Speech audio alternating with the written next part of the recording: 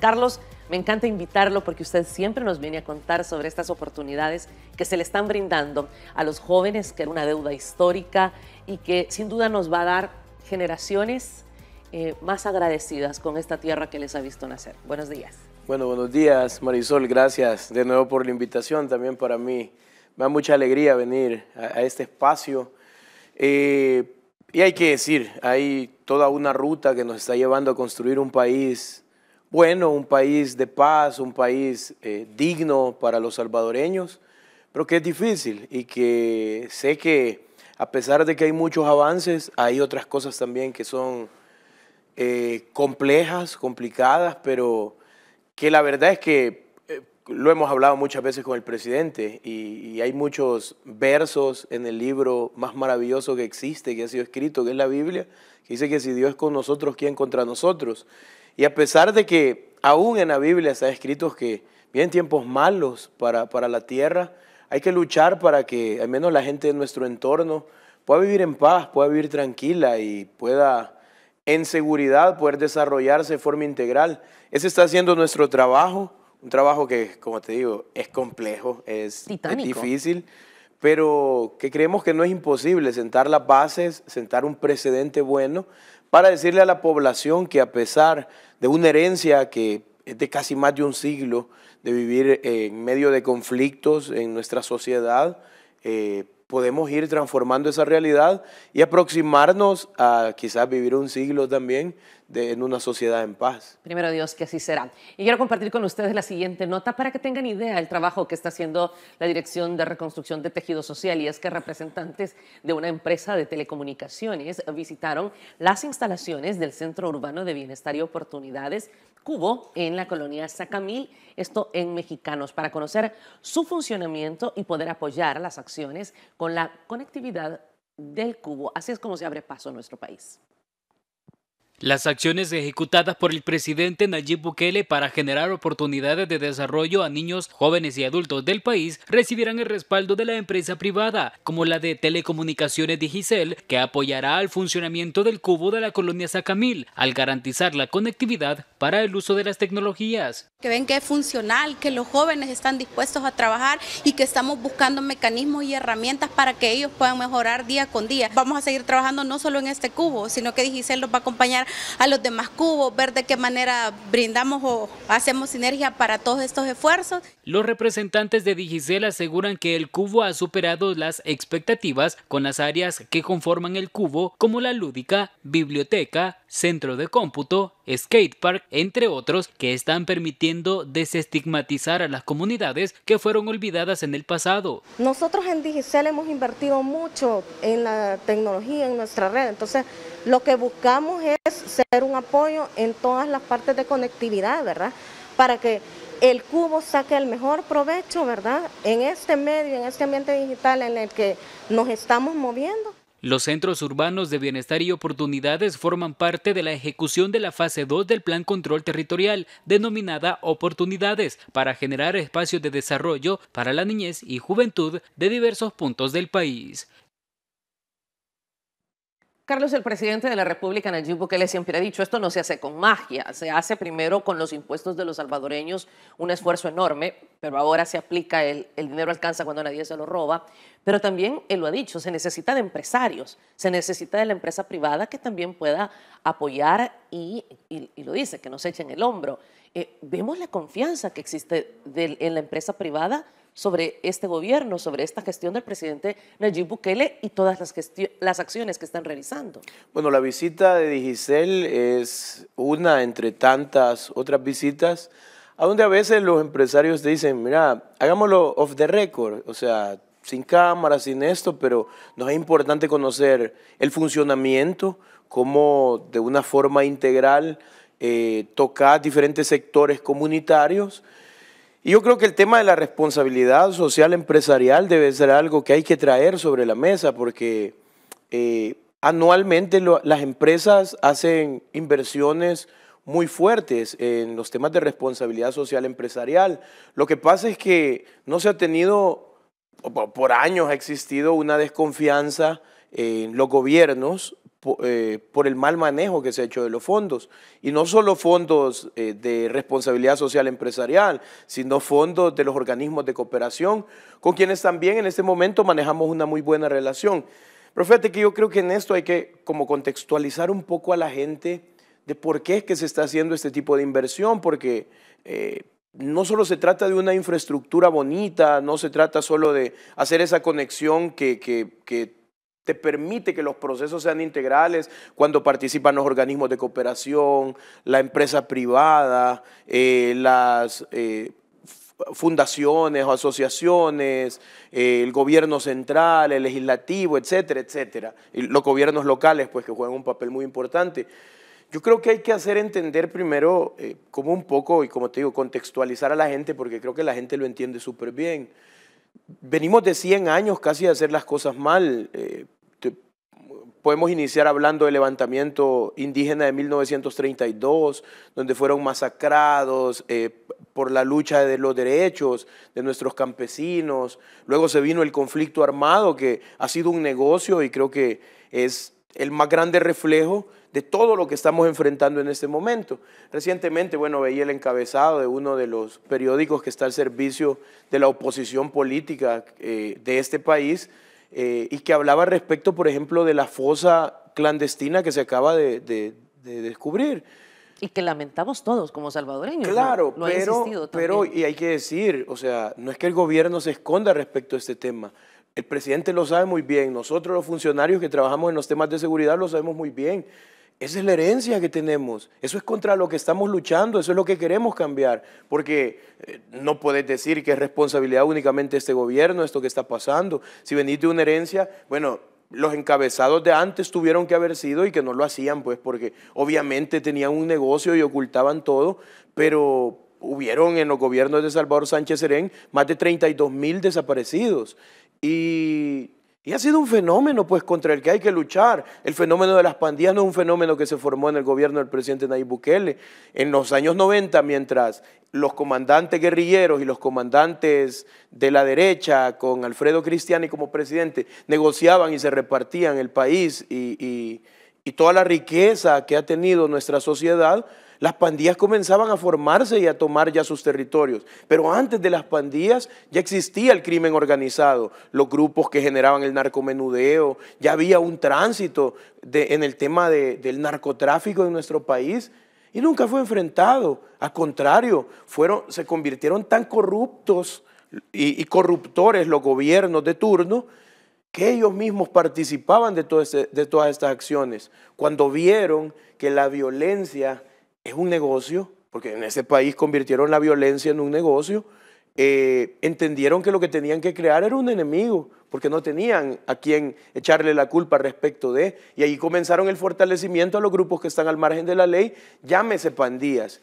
Y así, poco a poco, nuestra sociedad se fue fragmentando tanto que, bueno, si haces el análisis de dónde vienen las pandillas, que su origen es en Estados Unidos, exactamente en la ciudad de Los Ángeles, te das cuenta que es un fenómeno que comienza a nutrirse a donde hay exclusión, a donde hay persecución, a donde hay estigmatización, a donde hay pobreza, a donde hay desesperanza, justamente como nuestra sociedad se formó en la década de los 90, y que a pesar de que en teoría habían gobiernos democráticos, pero es mentira, la exclusión y la pobreza comenzaban a hacerse una gruta mucho más fuerte y por eso tenés el país que nos fue entregado y que nos ha sido heredado en este momento. Y por eso te digo, son cosas que nosotros enfrentamos y vamos de frente, porque es el fenómeno que queremos cambiar. Que se puede cambiar en 3 años, es imposible. Si venís de 3 décadas casi de hacer las cosas mal, son casi 27 años de los gobiernos de Arena y del FMLN, que no podés cambiarlo de la noche a la mañana. Entonces, sí hay que decir, por eso es que hoy hay una estrategia que es integral. Y aquí es donde decía también, leía, o sea, a veces siento que es perder el tiempo, pero también te da como algunos parámetros y unas unidades de medida de cómo es que tenés que ir enfrentando las cosas. Decía también un periodista ayer de la oposición que cuando un funcionario se ponga en un lugar a hablar sobre el plan control territorial, que ese sea el tema de discusión. Pero te voy a decir, lo que pasa es que para ellos la violencia es solo eso, pero para nosotros la violencia también ha sido lo que los medios de comunicación al servicio de la oposición han generado en nuestra juventud, estigmatización y justamente el señalamiento. O sea, quiere decir que toda la gente que vive en Nuevo Cuscatlán es mala, porque ahí ha pasado un acontecimiento. Quiere decir que toda la gente que vive en Apolanco, en Mexicano, es mala, porque hace 11 años las pandillas incendiaron una coster en el lugar con habitantes de la colonia de Montreal. No toda la gente es mala y por eso los planes de seguridad deben de ser integrales para poder atender a todas aquellas familias, aquellos niños a quienes les vamos a heredar un nuevo país. Y ahí viene la fase 2 del Plan Control Territorial. La fase 1, que ha sido una fase del control de algunos territorios, sobre todo comerciales en nuestro país, para que exista el crecimiento del que el presidente hablaba el día de ayer, que estamos teniendo. La fase 3, que es una fase de tecnificación, una fase de la mejora de las investigaciones que se han hecho en este país. Y una fase 4 que tiene que ver también con represión, porque es la incursión en algunos territorios que a este momento hemos visto que son escabrosos y que siguen bajo el control de las estructuras que están al margen de la ley, y hay que hacer todo ese tipo de incursiones para poder generarle paz y tranquilidad a las familias. Pero la fase 2, que es la fase que yo represento, es una fase que nos permite entender a profundidad cómo queremos ir construyendo un país a futuro, porque la prevención de la violencia no es algo que vas a medir de inmediato. Yo lo he explicado en diferentes ocasiones, pero creo que hay que repetírselo un poco a la población para que lo mantengan en su óptica.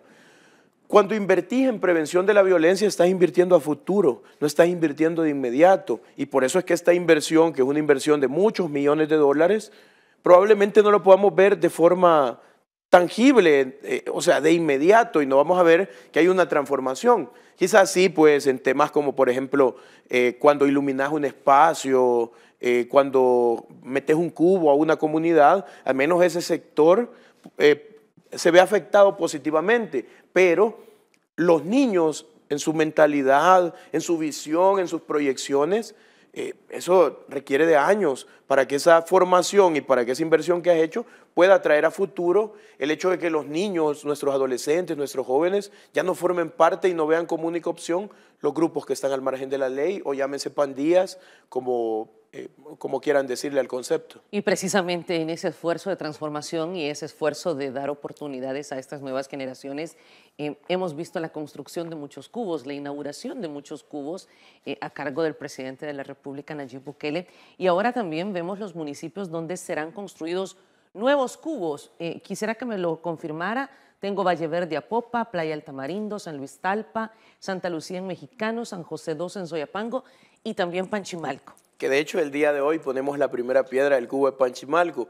Hay que decir que las obras ya avanzaron, porque al menos están las bases y los cimientos colocados en los 6 lugares, pero sí, esos son los nuevos cubos que vamos a construir, justamente porque yo de hecho se lo decía a la gente, a los habitantes de Conchagua, exactamente en la playa El Tamarindo, en el Jagüey y todas esas comunidades que están en el lugar. De hecho, aún las islas, Conchagua, Conchagüita, la isla de Zacatío, se van a ver beneficiadas con la construcción de este cubo.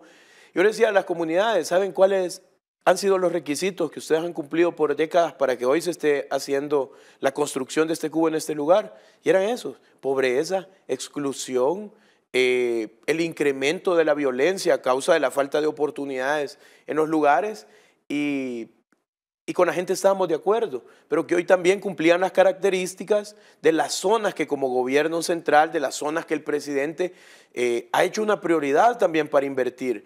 Y por eso para nosotros es muy satisfactorio estar llegando a estos lugares. Valle Verde, Apopa, donde tenemos un comité juvenil impresionante, liderado por una chica que es artista, hace breakdance y otro tipo de danzas. Aparte es la presidenta del comité juvenil. Y estábamos como muy acostumbrados a no encontrar este tipo de chicos en las comunidades, justamente porque no les buscábamos y no les dábamos oportunidad. Pero hoy, con la llegada del gobierno del presidente Nayib Bukele, hemos hecho una prioridad que sean los jóvenes, al menos quienes administren estas infraestructuras. Que si vos comenzás a ver todo lo que tiene la infraestructura, cualquiera puede decir, ¿y es en serio que vas a dejar una infraestructura de aproximadamente $750,000 adentro de una comunidad? ¿Crees que no te lo van a dañar? ¿Crees que no va a pasar algo? Y ahí es donde entramos en el tema de estigmatización, porque yo creo que los jóvenes sí tienen la capacidad de poder administrar cualquier cosa que vos les das, sobre todo cuando eso implica la transformación positiva de su entorno. Usted mencionaba algunas islas al oriente de nuestro país y es que parecía que existía una frontera y la zona oriental estaba abandonada. Hablar de las islas que usted menciona es hablar de lugares donde eran visitados solo en periodo preelectoral, tratando de obtener el voto en estos 30 años, pero nunca llegaron oportunidades para estos lugares. Bueno, y hoy están llegando todos los beneficios que existen del gobierno del presidente Nayib Bukele, las computadoras. Bueno, en pandemia tuve la oportunidad de visitar muchas de esas islas para poder acompañar a los pobladores con el tema del paquete alimentario. En muchos de esos lugares no hay energía eléctrica y formaron parte del censo que nosotros hicimos para que fueran también beneficiados con el bono que el gobierno del presidente Nayib Bukele destinó para las familias que se iban a ver mucho más afectadas con el tema de la pandemia. Y así nos acostumbraron a que el oriente del país tenía una frontera. Después del EMPA, como que ya no había nada. Y tenemos miles de salvadoreños luchando por tener una oportunidad. Y una diáspora importante que ha mantenido la economía del país con remesas y que ha apoyado tanto a nuestro país y que muchos tuvieron que emigrar precisamente de la zona oriental de nuestro país a consecuencia de la guerra. Y que justamente eso te iba a decir, ese es el espejo también de por qué es que la zona oriental se vio mucho más afectada, porque a causa de toda la pobreza y que los gobiernos nunca se aparecieron en el lugar, el conflicto armado, el crecimiento de los grupos que están al margen de la ley, que se nutrió en gran parte en la zona oriental, hizo que muchas familias se fueran.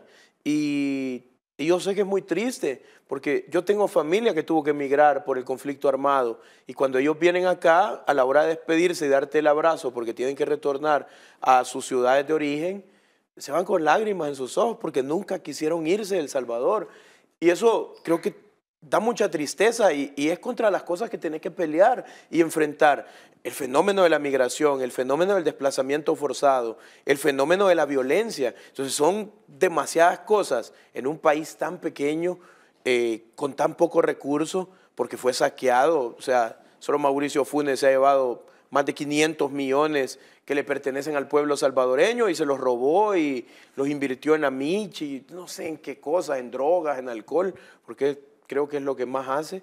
Pero saqueó nuestro país y se llevó con ese dinero robado, usurpado al pueblo salvadoreño, esperanza y sueños y muchas oportunidades para nuestros chicos. Entonces es la pelea y es lo que no hay que repetir, el patrón que no hay que repetir y hacer las cosas distintas. Por eso es que hay una gran inversión destinada al oriente del país. De hecho, ayer le decía al presidente que acabo de recibir ya un correo de California Skate Parks, que es la compañía más grande de parques de skates a nivel mundial. De hecho, hicieron los recientes Juegos Olímpicos en Tokio, y vamos a construir muchos skateparks con ellos acá en el país. Y justamente ellos están interesados porque entienden que a pesar de que existe una comunidad muy grande de skaters acá en nuestro país, también existen fenómenos sociales que hay que atender dándoles lo mejor.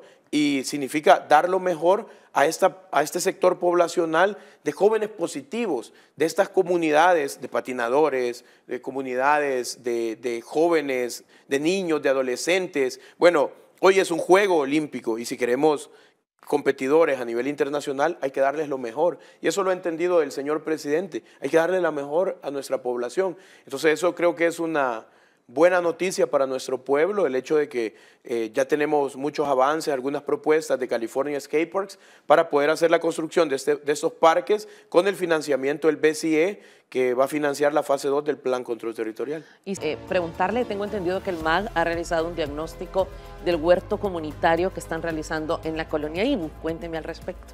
Bueno, hemos avanzado también bastante con el MAG, pero hay que decir, el acompañamiento de los organismos de cooperación para nosotros es fundamental.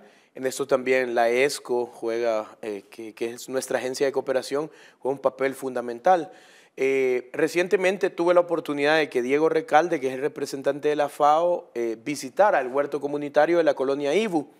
Y también con el ministro David, un sábado, una mañana, más como como salvadoreños que quieren aportarle a nuestros jóvenes. Hicimos una visita. Y David me decía después de que hicimos el recorrido, cuando ya estábamos como discutiendo, mira, hay que apoyar a estos jóvenes, hay que entrarle duro, y si tenés otras comunidades, decime, el MAG está en total disposición, qué bueno. David me hacía un comentario y me decía, pensaba en serio encontrarme un pedacito de tierra con algunos rabanitos sembrados y unos tomatitos y un esfuerzo de los jóvenes, pues, me decía, sencillo, pero los jóvenes han hecho un esfuerzo, una gestión muy buena en la colonia Ibu.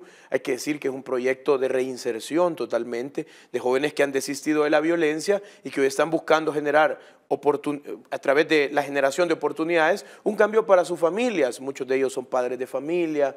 He visto y tengo esas fotografías en mi cabeza, espectaculares de ellos junto a sus hijos e hijas, arando la tierra, preparando el estanque de las tilapias y todo eso. Pero esto no solo tiene un tema de la economía local, sino que también es un tema de protección por la quebrada de la Lechuza, que es la que atraviesa toda esa parte y que ha afectado a muchas comunidades, sobre todo cuando fenómenos naturales afectan a nuestro país, como huracanes o tormentas, etc.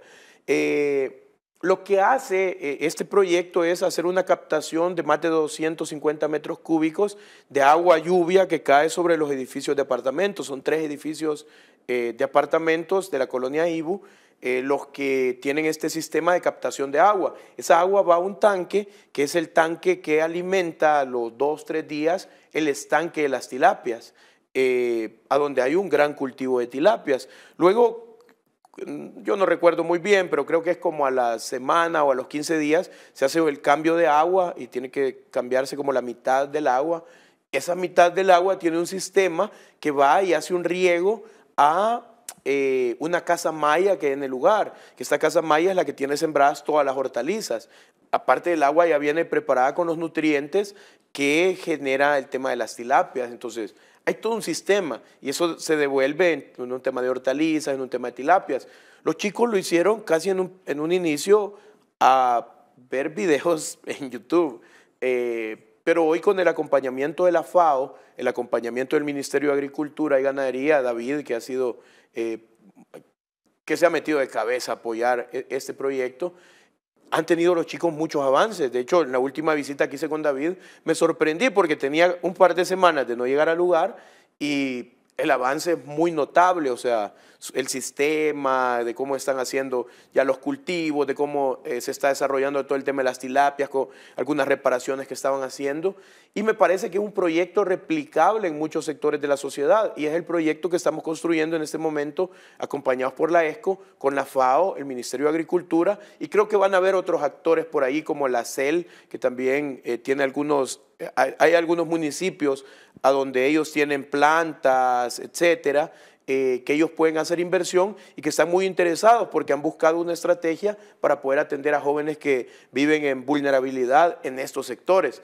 A mí me llena de mucha satisfacción porque aparte de agregar los elementos que ya tenés de represión o ataque al delito de forma frontal, tenés los temas de prevención, ya podés ir también teniendo esos temas de reinserción, de atención a víctimas, del acompañamiento a estas comunidades que han estado excluidas y eso te hace un plan de verdad de seguridad totalmente integral, un plan que está tocando todas sus aristas y puedes decir que por primera vez hay un plan holístico para enfrentar la violencia y todo este fenómeno que ha golpeado a nuestro país por décadas. Un plan holístico que sin duda lleva un papel protagónico de instituciones, de organismos internacionales que han hecho tanto bien en otros países y que han tenido presencia por mucho tiempo en nuestro país, pero que seguramente no se les abría la oportunidad para trabajar de una manera más grande, con un mayor impacto. Y me refiero a ACNUR y a World Vision, que ahora están trabajando de la mano con ustedes, están brindando esta colaboración que, reitero, sé que han trabajado por muchísimo tiempo en El Salvador, he conocido su obra, su trabajo, y ahora están buscando promotores juveniles al interior de las comunidades. Cuénteme cómo están realizando esto de la mano de ustedes. Bueno, en primer lugar quizás decir, a la FAO les conocimos por el ACNUR. cuando el ACNUR comenzó a ver este tipo de proyectos que se estaban desarrollando en las comunidades y que hemos estado echando a andar, a veces sin ningún acompañamiento, sino más bien haciéndolo únicamente como gobierno central, por la vinculación y el aprecio que le tenemos a estas comunidades que son vulnerables y que hay una promesa muy clara del presidente de no abandonarles en ningún momento. El ACNUR fue quien nos llevó a la FAO y hoy con la FAO comienza este sueño de poder crear un proyecto de huertos comunitarios que por primera vez sea integral, que tenga un espacio de comercialización ya directo y claro para que haya una economía real moviéndose al interior de las comunidades. Por eso el ACNUR para nosotros es, y yo siempre lo he dicho en cualquier espacio, es uno de los cooperantes que yo he visto trabajar con mucho más ímpetu y con mucho más amor por nuestro pueblo. Les conocí de hecho así, trabajando por la gente y tienen toda mi admiración, todo mi respeto. Y créame, Marisol, que hay mucha gente afuera hablando, llenándose de la boca, queriéndose poner coronitas de que son los que trabajan en realidad por la gente, pero uno ve el trabajo y como decía Jesús, por sus frutos les conoceréis, y uno ve los frutos de la gente y al final son frutos que lo que hacen es podrir más algunos sectores de nuestra sociedad. Pero hemos visto a ACNUR y creo que la siembra y la cosecha que están haciendo en nuestro país es muy noble, es muy grata y por eso su acompañamiento para nosotros es fenomenal. Y saben que con nosotros también tienen en el gobierno central un aliado que está trabajando con el mismo ímpetu por la gente. Justamente por eso nace este proyecto que es financiado por el ACNUR con el acompañamiento de World Vision y Tejido Social. Creo que la identificación y la potencialización de nuevos liderazgos en nuestras comunidades va a permitir generarle a las generaciones que vienen, tanto de niños, de adolescentes, otras opciones en los temas pues, que conllevan a la prevención de la violencia. ¿Por qué? Porque vas a una comunidad X de hace 10 años y te dabas cuenta que quien imponía el respeto, quien ponía las reglas en el lugar era un liderazgo negativo. Era una persona que tenía recurso del crimen, que se veía bien porque, o sea, compraba sus cosas del crimen, que es el que le daba miedo a toda la gente, etc. Y era la única opción que tenían nuestros niños, nuestros jóvenes, como un liderazgo a seguir. Entonces, con este proyecto lo que buscamos es que resaltar los liderazgos positivos de las comunidades, generar otra opción para niños, adolescentes y jóvenes y que puedan ver ya no solo un camino, sino dos caminos, porque la represión ya se probó y la represión no va a cambiar la realidad de nuestro país. No funcionó, está claro. No funcionó y no la va a cambiar. O sea, si esa es la única opción que tenemos en este momento, no vamos a cambiar nuestra sociedad y es mentira. Entonces justamente por eso este tipo de programas nos dan lo que tú decías cuando inició esta entrevista, la oportunidad de soñar de verdad nuevas comunidades, la oportunidad de soñar nuevos barrios, nuevos cantones, nuevos caseríos, que son las zonas que son más excluidas de nuestro país y hacerlas hoy partícipes desde su corazón, porque ¿qué es lo que late más fuerte en un ser humano? Es el corazón. Desde ahí hace llegar la sangre a todo y nuestra juventud es eso, es el corazón de nuestra sociedad y si no atendemos a los jóvenes, nuestro corazón se va a ir muriendo y vas a tener de nuevo una sociedad que vamos a pasar décadas y las cosas se van a seguir haciendo mal. Entonces, por eso es que hemos identificado que es una de las razones de ser y uno de los caminos a poder atender. Por eso, desde los organismos de cooperación, pero también desde el gobierno central, bajo la visión del presidente Nayib Bukele, la juventud es uno de nuestros ejes prioritarios a la hora de atender cuando de seguridad se habla. La generación de oportunidades es básica y es una prioridad y es algo creo que a lo que hay que seguir invirtiendo y justamente haciéndolo bajo esta conexión. Imagínate cómo inició la entrevista, la empresa privada. Hoy estamos finalizando la entrevista hablando de los organismos de cooperación, pero siempre hay un punto central que va uniendo todo esto y es la participación del Estado, pero sin la participación de la gente, si la comunidad no tuviera las ganas de transformarse, aunque se una la empresa privada, el gobierno central, la Asamblea Legislativa, el gobierno local, los organismos de cooperación, aunque venga fulanito, sutanito y menganito, la realidad va a seguir siendo la misma.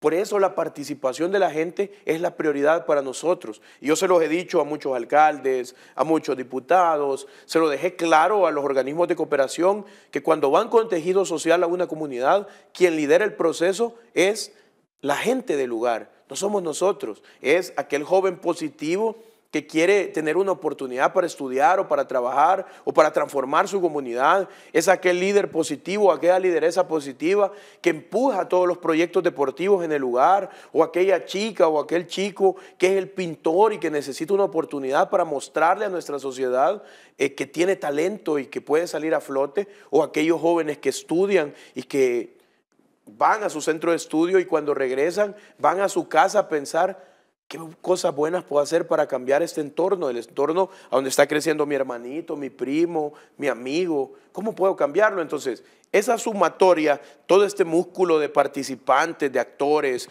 como la empresa privada, los organismos de cooperación, no son nada si la gente no está participando y está liderando estos procesos. Un talento que siempre ha existido en los jóvenes y que hay que decirlo, en el pasado hacían el esfuerzo, pero solamente ellos no podían lograrlo. Y antes de finalizar la entrevista, Carlos, también quiero que mencionemos cómo, además de ver un gobierno articulado, un Estado articulado, vemos también, por ejemplo, el presidente de la Asamblea Legislativa acompañando también estos esfuerzos. Lo vimos en el sector de Apopa, si no me equivoco, inaugurando uno de los cubos. Es decir, también vemos una Asamblea Legislativa encaminada a poder apoyar esta transformación en nuestro país. Bueno, hay que decir que casi toda la bancada CIAN, bueno, yo puedo atreverme a decir que toda la bancada CIAN son diputados de territorio, porque vienen de esa realidad, muchos de ellos, vienen de las comunidades, de los barrios, de crecer en condiciones deplorables y han ido con su intelecto, con mucho esfuerzo escalando, hasta poder llegar a la posibilidad de hoy estar legislando para el pueblo salvadoreño.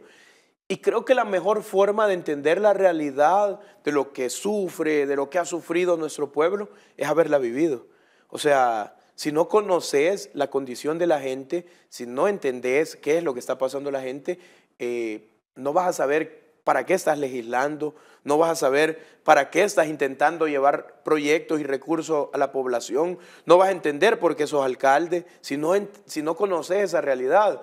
Entonces, por eso la bancada CIAN creo que juega un papel fundamental en todo esto, porque ayer estaban en una plenaria, pero hoy te lo apuesto que muchos de ellos están en el territorio, conociendo la realidad de primera mano, y eso juega un papel fundamental, porque ahí es donde entran las discusiones acertadas de cómo vamos a cambiar la realidad de nuestro país cuando la conoces. Entonces, esa articulación es muy buena, y sobre todo porque la gente, pues, es que la gente es quien lo vale.